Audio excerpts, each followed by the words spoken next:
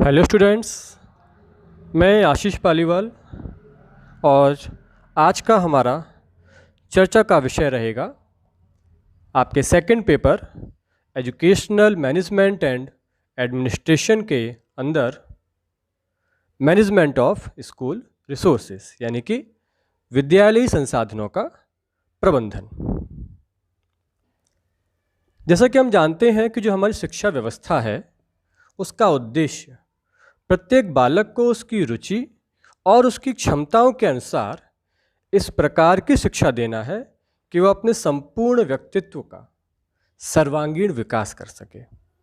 अर्थात उस बालक जो हमारा विद्यालय में पढ़ रहा है उसका व्यक्तित्व का प्रत्येक पहलू विद्यालय में चलने वाली विभिन्न प्रकार की शैक्षिक गतिविधियों या पाठ्यसहगामी क्रिया हों उनके द्वारा सकारात्मक रूप से प्रभावित होना चाहिए, जिससे आगे चलकर वह बालक अपने समाज में बेहतर ढंग से समायोजन कर सके। और इस उद्देश्य की प्राप्ति के लिए विद्यालय में पर्याप्त व्यवस्था होनी चाहिए। विद्यालय प्रबंधन को इस बात का ध्यान रखना चाहिए कि जो हम व्यवस्था बना रहे हैं विद्यालय के अंदर वो उस विद्यालय की आवश्यकता और सामाजिक परिस्थितियों के अनुकूल होनी चाहिए। अब जैसा कि हम लोग जानते हैं कि हमारे विद्यालयी संसाधन जितने भी हैं उन सभी को हम सामान्य रूप से दो विभागों में बांट सकते हैं। पहला विभाग है हमारा भौतिक संसाधन और दूसरा विभाग है हमारा मानवीय संसाधन। और ये दोनों ही प्रकार के संसाधनों का प्रबंधन और उनका बेहतर ढंग से अनुरक्षण विद्यालय की छवि को श्रेष्ठ बनाने में महत्वपूर्ण भूमिका निभाते हैं।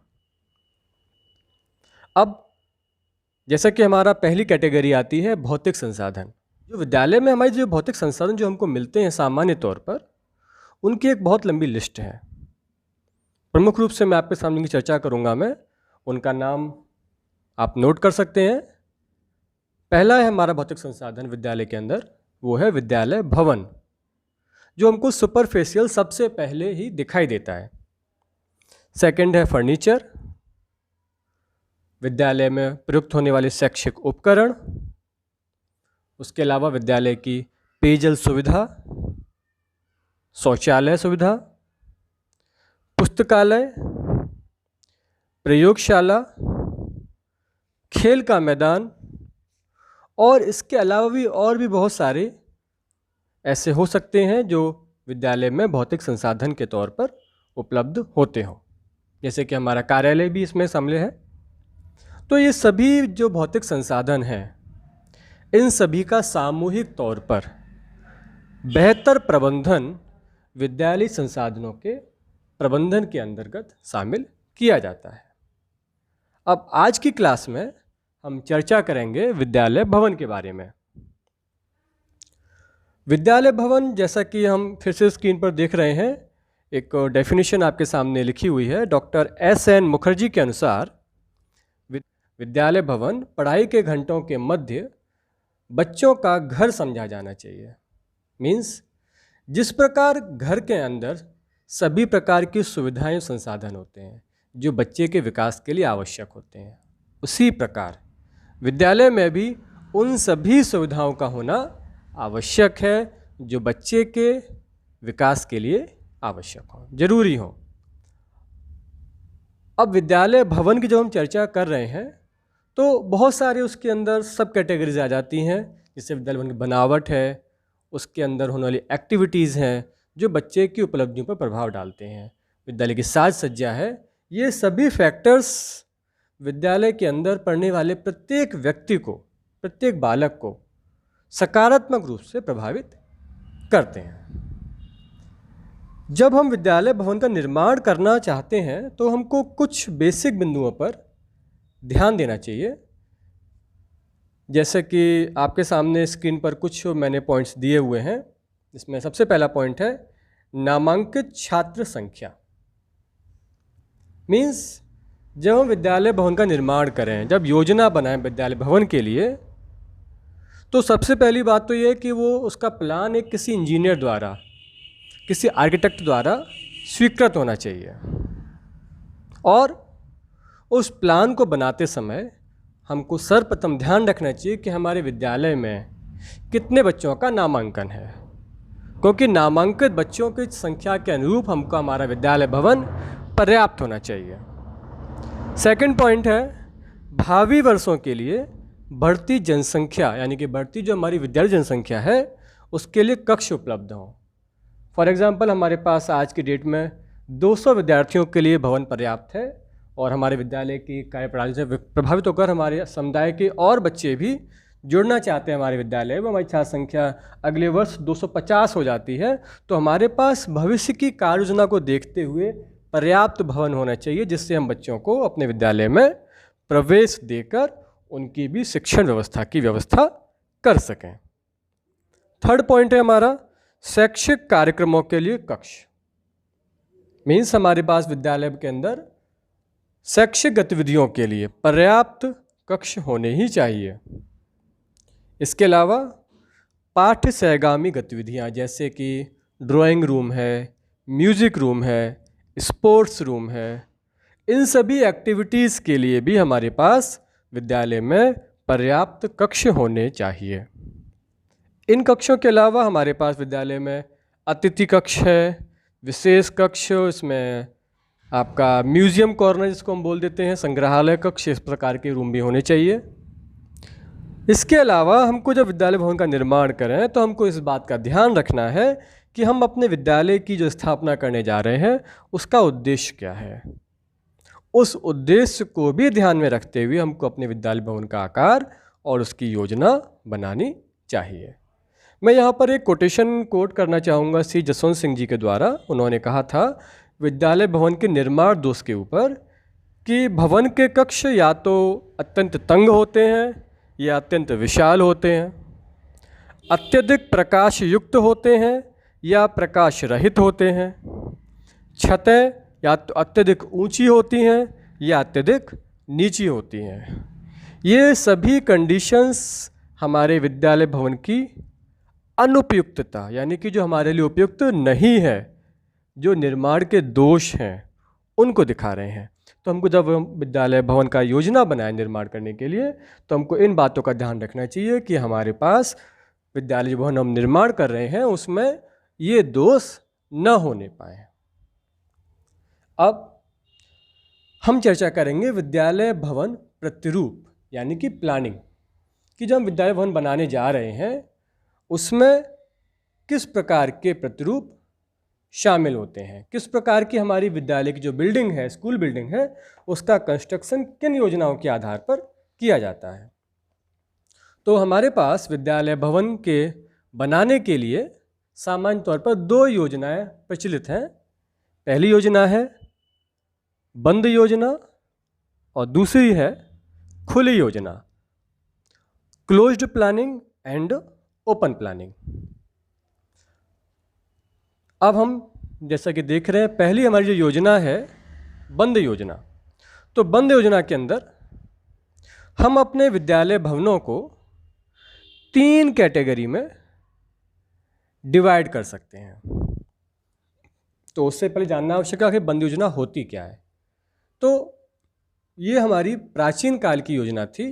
पूर्व में जब हमारे पास इस प्रकार की कोई विधिवत योजना हमारे सम्मुख नहीं होती थी और जगह का अभाव होता था, तो हम प्रारंभ में विद्यालय भवन के निर्माण में इस प्रकार की प्रतिरूप का प्रयोग करते थे, बंद प्रकार के विद्यालय का। और इसमें क्या होता था, विद्यालय में चारों तरफ कमरे होते थे और बीच में ओपन खाली स्थान का अभाव होता था, यानी कि हम कह सकते हैं एक बड़े कमरे में ही सभी कक्षाओं का संचालन होता था।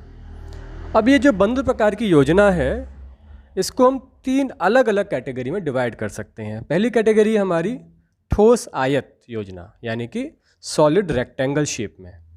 इस प्रकार के विद्यालय में सारे क्लासरूम्स एक दूसरे से सटे हुए रहते हैं और उनके बीच न तो कोई बड़ा कमरा होता है और न ही कोई खाली स्थान होता है। इवन कक्षाओं में शुद्ध हवा और प्रकाश की समुचित व्यवस्था भी नहीं हो पाती है। एक आमतौर पर हम कह सकते हैं कि इस प्रकार के जो विद्यालय हैं उनमें हमको हमेशा शोरगुल महसूस होता और इसके साथ साथ अव्यवस्था भी महसूस होगी। सेकंड कैटेगरी है आयताकार बंद भवन, यानी कि रेक्टेंगल टाइप क्लोज्ड बिल्डिंग। ऐसे विद्यालयों के भवन में चारों तरफ से क्लासरूम्स का निर्माण किया जाता है और बीच में एक बड़ा हॉल बना दिया जाता है, लेकिन ये भी हमारी एक बंद योजना है। और तीसरी कैटेगरी है वो है हॉलो रेक्टेंगल, यानी कि शून्य आयत। इस प्रकार की योजना का अभिप्राय उन विद्यालयों से है जहाँ पर चारों ओर से कमरे होते हैं और बीच में एक बड़े हॉल का निर्माण न करके वहाँ पर खाली स्थान के रूप में जगह छोड़ दी जाती है, मतलब बीच से एक खोखला टाइप का होता है, हॉलो।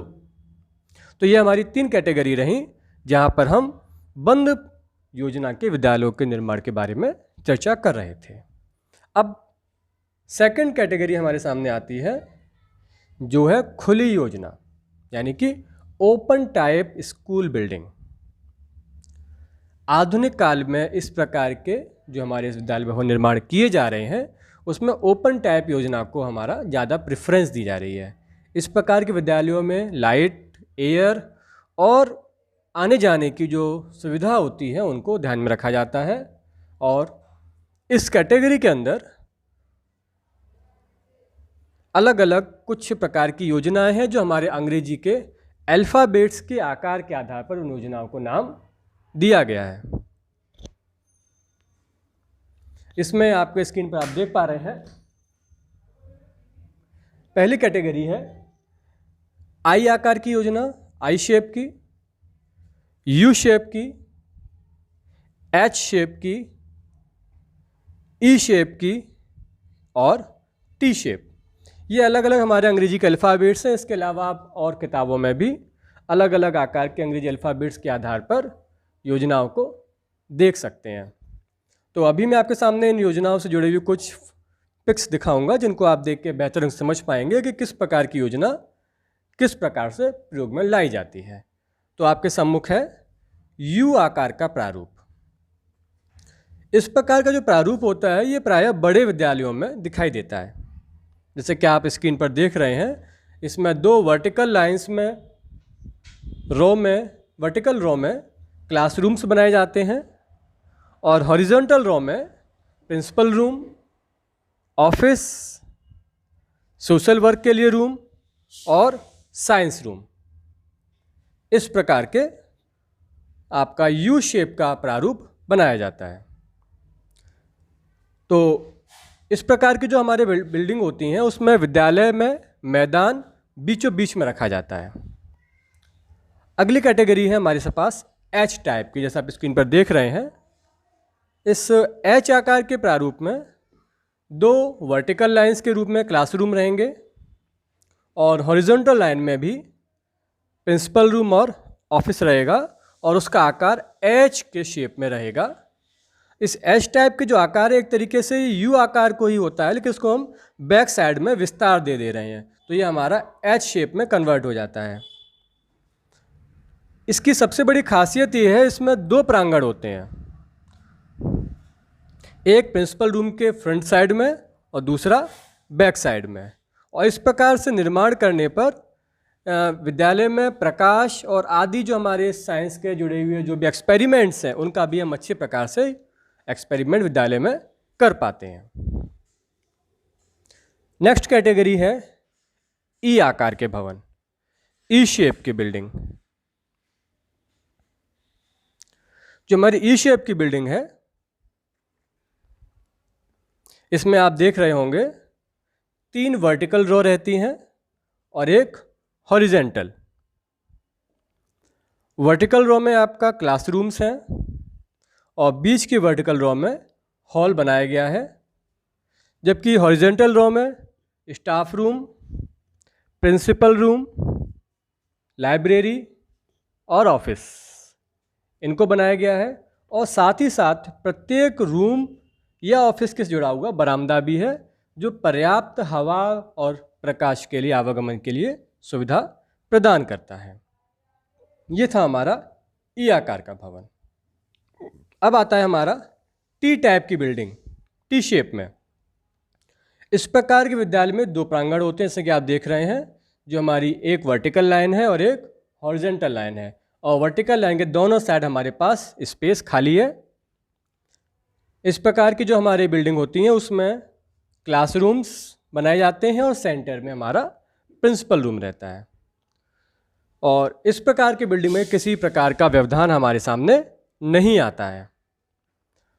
तो ये हमारी कुछ स्कूल बिल्डिंग्स की कैटेगरी थी, जहाँ पर हमने देखा कि किस किस प्रकार से किस किस योजनाओं को लागू करते हुए हम अपने विद्यालय भवन का निर्माण कर सकते हैं।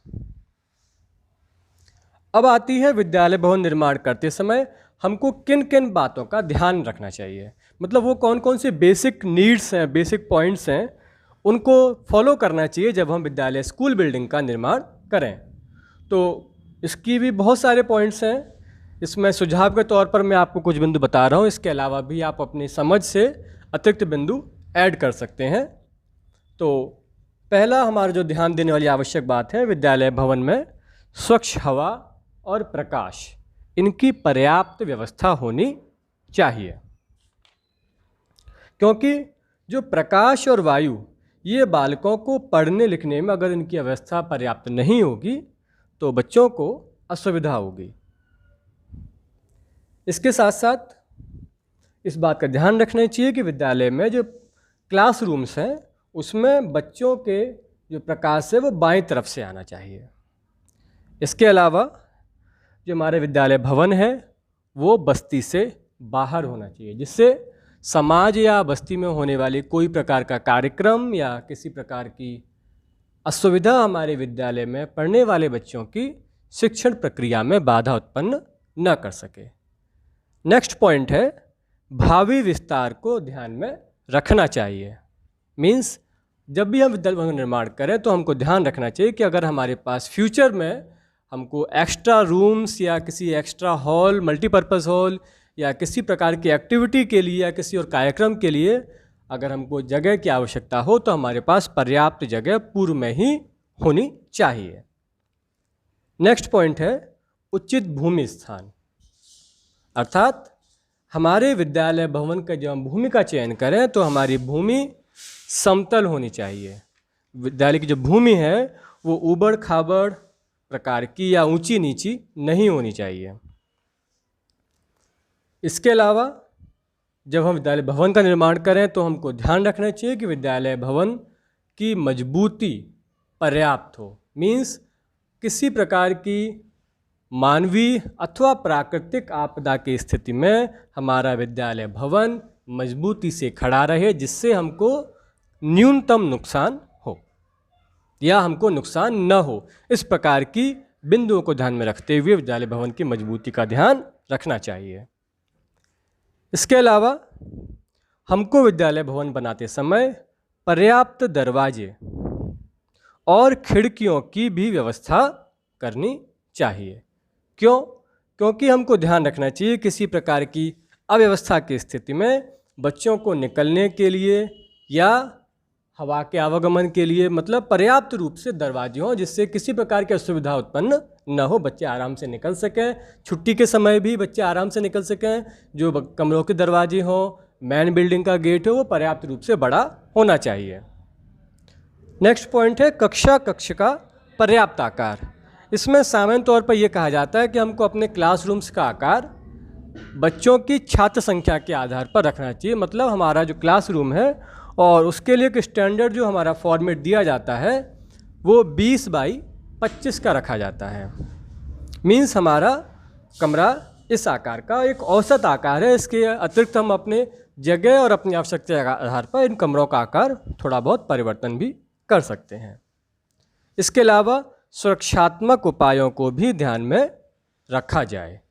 जैसे कि मैं ऊपर पूर्व में चर्चा कर चुके हैं कि विद्यालय भवन जब भी निर्माण करें उसको भूकंप रोधी हो, उससे पानी के निकलने की पर्याप्त व्यवस्था हो, किसी प्रकार का जल का उसमें भराव न हो और किसी प्रकार की आग की स्थिति लगने की स्थिति में भी, मतलब कुल मिला के हमको विद्यालय भवन बच्चों की सुरक्षा के लिहाज से उसको सुरक्षित बनाना चाहिए। ये हमारे प्रमुख बिंदु थे। इसके अलावा बहुत सारे बिंदु और भी ऐसे हैं जो छोटी छोटी बातें हैं जिनको हमको ध्यान रखना है। जैसे विद्यालय भवन की जो नींव है, उसकी दीवारें हैं, उनकी छतें हैं, फर्श हैं, हमको विद्यालय भवन कितने मंजिल का बनाना है। इसके अलावा उसमें एंट्रेंस के लिए गेट कितने होने चाहिए, कम से कम 2 गेट रखने चाहिए। और भी बहुत सारे बेसिक फंडामेंटल्स हैं हमारे पास। अलग अलग कैटेगरी के रूम होने चाहिए, जैसे प्रिंसिपल रूम है, ऑफिस है, लाइब्रेरी है, लेबोरेटरी है। इसके अलावा हमारी स्वास्थ्य परीक्षण के लिए कक्ष होना चाहिए, एक्स्ट्रा कक्ष भी होने चाहिए। और अगर हमारा विद्यालय आवास से दूर है या किसी ग्रामीण परिक्षेत्र में है जहाँ पर हमारे पास बच्चे बाहर से पढ़ने के लिए आ रहे हैं, तो हमारे पास छात्रावास की व्यवस्था भी होनी चाहिए। तो इस प्रकार से हम देखते हैं कि विद्यालय भवन किसी भी परिदृश्य में हमारे पूरे शैक्षणिक कार्यक्रम के लिए एक बेसिक कहना चाहिए, जो हमारी आधारभूत आवश्यकता है उसको उपलब्ध कराता है। तो उपरोक्त बातों को ध्यान रखते हुए हमको विद्यालय भवन का निर्माण करना चाहिए। तो इसी के साथ मैं आज की इस क्लास को कंप्लीट कर रहा हूँ। आप लोग इसको पढ़ें, समझें और अपनी बात फ्यूचर में नेक्स्ट क्लास में अवश्य बताएं।